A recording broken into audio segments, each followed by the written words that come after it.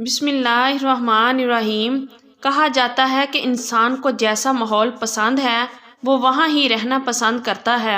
رانی ایک بدکار عورت تھی جس کی شادی ایک سیدھے سادے شخص کے ساتھ ہوئی۔ شادی کے بعد رانی نے اپنی اصلیت دکھانا شروع کر دی اور غیر مردوں کے ساتھ تعلقات بنانے شروع کیے۔ وہ یہ سب اپنے شوہر کی غیر موجودگی میں ہی کرتی تھی، مگر ایک دن اس کے شوہر نے اسے رنگے ہاتھوں پکڑ لیا اور گھر سے نکال دیا۔ رانی ایک اڈے پر آئی جہاں دھندا کرنے والی عورتیں کام کرتی تھیں۔ وہاں کام کرتے کرتے کچھ عرصہ بعد وہ اسی اڈے کی مالکن بن گئی۔ وہ کئی سالوں سے بے سہارا لڑکیوں کو استعمال کر کے پیسہ کما رہی تھی۔ اس کا دھندا کرنے کا طریقہ بہت عجیب تھا۔ وہ لڑکیوں کو نوکری کا جھانسا دے کر اپنے مکان پر لاتی، پھر ادھر ان کی نازیبا ویڈیوز بنا کر انہیں ہمیشہ کے لیے بلیک میل کرتی۔ اس دھندے سے وہ لاکھوں روپے کما چکی تھی۔ اس کے اڈے پر کئی کرپٹ پولیس افسر آتے تھے اور لڑکیوں کے جسم کو نوچ نوچ کر واپس چلے جاتے۔ پولیس سب کچھ جاننے کے باوجود خاموش تھی کیونکہ انہیں اپنا حصہ مل رہا تھا۔ ایک دفعہ اس کے اڈے پر ایک بری آنکھوں والی خوبصورت لڑکی آئی جس کو دیکھ کر رانی کی خوشی کا کوئی ٹھکانہ نہیں تھا۔ اسے اپنی آنکھوں کے سامنے دولت کے انبار نظر آ رہے تھے کیونکہ یہ لڑکی اس کے بقول آگ لگا دے گی، عاشقوں کے دلوں پر راج کرتی۔ رانی نے اس لڑکی کو سب سے اچھے کمرے میں رکھا۔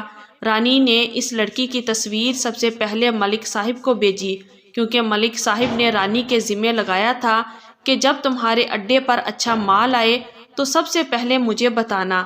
ملک صاحب 3 فیکٹریوں کے مالک تھے۔ تصویر دیکھ کر ملک صاحب اپنے ہوش و حواس کھو بیٹھے اور دوسرے ہی دن وہ اڈے پر جا پہنچے۔ رانی نے ملک صاحب کو لڑکی کے کمرے کا راستہ دکھایا۔ ملک صاحب کمرے میں داخل ہوئے اور پھر کمرہ اندر سے بند کر دیا۔ ابھی 2 منٹ ہی گزرے تھے کہ ملک صاحب پسینے سے شربور کمرے سے باہر نکلے اور بغیر کچھ کہے واپس چلے گئے۔ رانی نے ملک صاحب سے پوچھنے کی بہت کوشش کی کہ کیا ہوا ملک صاحب، لڑکی پسند نہیں آئی کیا؟ مگر اس نے کوئی جواب نہ دیا۔ رانی حیران تھی کہ اس سے پہلے تو کبھی ایسا نہیں ہوا تھا۔ دوسرے دن رانی نے ایک کرپٹ آفیسر کو تصویر بھیجی تو وہ بھی اڈے پر بھاگا چلا آیا، کمرے میں داخل ہوا مگر بغیر کچھ کیے واپس چلا گیا۔ رانی بہت حیران ہوئی۔ اس نے لڑکیوں کو بالوں سے پکڑ کر کہا کہ تم تو میرا کاروبار تباہ کر رہی ہو۔ جو بھی کلائنٹ آتا ہے وہ پھر دوبارہ آنے کی ہمت نہیں کرتا۔ سچ سچ بتاؤ تم ایسا کیا کرتی ہو جو وہ بھاگ جاتے ہیں؟ لڑکی نے رانی کو کوئی جواب نہ دیا۔ تیسرے دن چودھری کا بیٹا رانی کے اڈے پر آیا مگر وہ بھی لڑکی کو بغیر چھوئے واپس چلا گیا۔ جاتے وقت رانی نے پوچھا کہ کیا چودھری صاحب کیا ہوا، کیوں واپس جا رہے ہیں؟ تو چودھری نے کہا کہ جا کر خود دیکھ لو۔ رانی جلدی سے کمرے میں داخل ہوئی تو اس کے پیروں تلے زمین نکل گئی۔ لڑکی عبادت میں مصروف تھی۔ جب بھی اسے محسوس ہوتا کہ کوئی شخص کمرے میں آ رہا ہے تو وہ جائے نماز بچھا کر عبادت میں مصروف ہو جاتی۔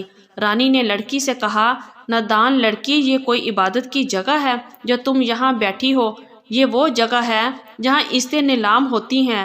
لڑکی نے جواب دیا کہ میں یہاں سے گزر رہی تھی کہ مکان کے باہر بورڈ پر لکھا تھا کہ یہاں اپنے جسم سے جو بھی کمانا چاہتے ہو کما لو۔ میرے پاس رہنے کے لیے جگہ نہیں تھی تو یہاں آ گئی۔ میں اپنے جسم سے ہی کما رہی ہوں، اپنے جسم کو مشقت میں ڈال کر جنت کما رہی ہوں۔ رانی لڑکی کی بات سن کر بہت شرمندہ ہوئی۔ لڑکی نے رانی سے کہا کہ تم جو بے سہارا لڑکیوں کو استعمال کر کے پیسے کما رہی ہو تو یہی پیسہ آخرت میں تمہارے لیے وبال بن جائے گا۔ کیا کبھی یہ دولت حاصل کر کے تجھے ذہنی سکون حاصل ہوا؟ رانی نے اس بات کا اقرار کیا کہ جب سے میں نے یہ دھندا شروع کیا ہے میرے دل کا سکون غائب ہو چکا ہے۔ لڑکی کی باتوں کا رانی کے دل پر گہرا اثر ہوا اور اس نے اس گندے کام سے سچے دل سے اللہ کے حضور توبہ کر لی اور ان بے سہارا لڑکیوں کو سلائی کڑھائی سکھانا شروع کیا۔ ایک سرکاری ملازم نے ایک واقعہ سناتے ہوئے بتایا کہ مردم شماری کے سلسلے میں میرا ہیرا منڈی کے علاقے میں جانا ہوا۔ میں نے ایک گھر کے دروازے پر دستک دی تو تھوڑی دیر بعد ایک بچی دروازے پر آئی۔ بچی نے آتے ہی ایک عجیب بات کہی، انکل آپ ہمیں جو کچھ سمجھ رہے ہیں ہم وہ لوگ نہیں ہیں۔ میں نے کہا بیٹا گھر کے کسی بڑے فرد کو بلائیے، میں مردم شماری کے سلسلے میں حاضر ہوا ہوں۔ بچی واپس چلی گئی۔ پتہ نہیں اس نے اپنی ماں سے کیا کہا کیا نہ کہا۔ کچھ دیر بعد اس کی ماں دروازے پر آئی اور آتے ہی مجھ سے کہنے لگی، آپ یہاں کیوں آئے ہیں؟ آپ جو سمجھ رہے ہیں ویسا بالکل بھی نہیں، مہربانی کر کے واپس چلے جائیے ورنہ ابھی یہاں لوگوں کی قطاریں لگنا شروع ہو جائیں گی۔ میں اس خاتون کی باتوں پر حیران ہوا اور تسلی دی کہ آپ جیسا سمجھ رہی ہیں ویسا بھی نہیں ہے۔ میں گورنمنٹ کی طرف سے مردم شماری کے سلسلے میں یہاں حاضر ہوا ہوں۔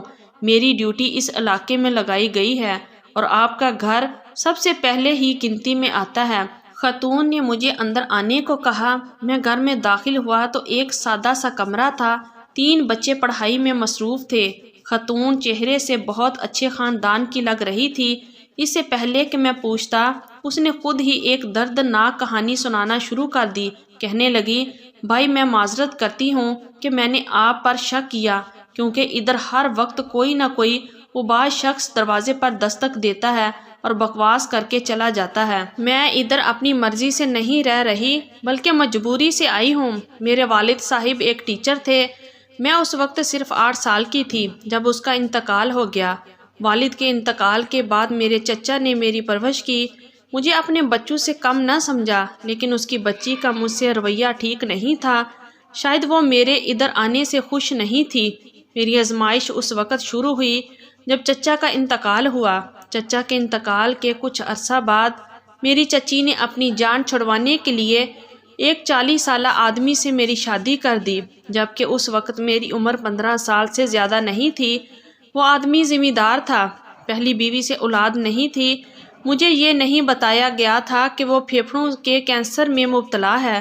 اس کا علاج جاری تھا مگر بچنے کی کوئی امید نہیں تھی۔ شادی کے 5 سال بعد اس کا انتقال ہو گیا اور 3 بچوں کی ذمہ داری مجھ پر تھی۔ میرے شوہر کا بڑا بھائی کچھ کاغذات لے کر میرے پاس حاضر ہوا اور کہنے لگا کہ یہ جائیداد کے کاغذات ہیں، ان پر دستخط کر دو۔ اس نے دھوکے سے ساری جائیداد اپنے نام کروا لی اور پھر مجھے گھر سے یہ کہتے ہوئے نکال دیا کہ بھائی صاحب نے اپنی ساری جائیداد اپنے علاج پر لگا دی تھی، اب ادھر واپس مت آنا ورنہ بچوں سمیت تجھے مار ڈالوں گا۔ میں وہاں سے ڈری سہمی ہوئی چل پڑی۔ مجھے خود معلوم نہیں تھا کہ میری منزل کہاں ہے۔ ایک بس پر سوار ہوئی جو لاہور جا رہی تھی۔ بغیر کچھ سمجھے سوچے میں بس پر سوار ہو گئی۔ ادھر پہنچی تو آدھی رات کا وقت تھا۔ میں ایک ایسے علاقے میں آ گئی جس کے بارے میں نہیں جانتی تھی۔ یہ بازار حسن کا علاقہ تھا۔ میں ایک گھر کے دروازے پر بیٹھ گئی۔ صبح کے وقت ایک بوڑھی عورت نے مجھے دروازے پر بیٹھا دیکھا تو میرے پاس آئی۔ اس نے مجھے دیکھتے ہی کہا، بیٹی لگتا ہے بڑے حادثے سے گزری ہو۔ وہ مجھے اپنے گھر لے گئی اور پچھلے 2 سال سے مجھے اپنے گھر کے ساتھ والے مکان میں پناہ دی ہوئی ہے۔ وہ مجھ سے مکان کا کرایہ بھی نہیں لیتی اور میرے بچوں کی پڑھائی کا خرچ بھی اٹھا رہی ہیں۔ مجھے تو یقین ہی نہیں آ رہا کہ دنیا میں ایسے لوگ بھی پائے جاتے ہیں۔ میں اس بازار حسن میں رہتے ہوئے بھی اس کا حصہ بالکل نہیں بنی۔ کچھ اوباش آدمی میرے دروازے پر دستک دیتے ہیں مگر عزت افزائی کے بعد یہاں آنے کی جرت نہیں کرتے۔ اس عورت کی کہانی سن کر میں نے اسے اپنی بہن بنا لیا اور جتنا ممکن ہو سکا اپنی استطاعت کے مطابق اس فیملی کی مدد کرتا رہا، اللہ کی رضا کی خاطر۔ تو یہ تھی ہماری آج کی سٹوری۔ اگر آپ لوگوں کو اچھی لگی ہے تو پلیز ویڈیو کو لائک کیجئے اور ہمارے چینل کو بھی سبسکرائب کیجئے اور کمنٹ باکس میں اپنی رائے کا اظہار ضرور کیجئے۔ شکریہ۔ اللہ حافظ۔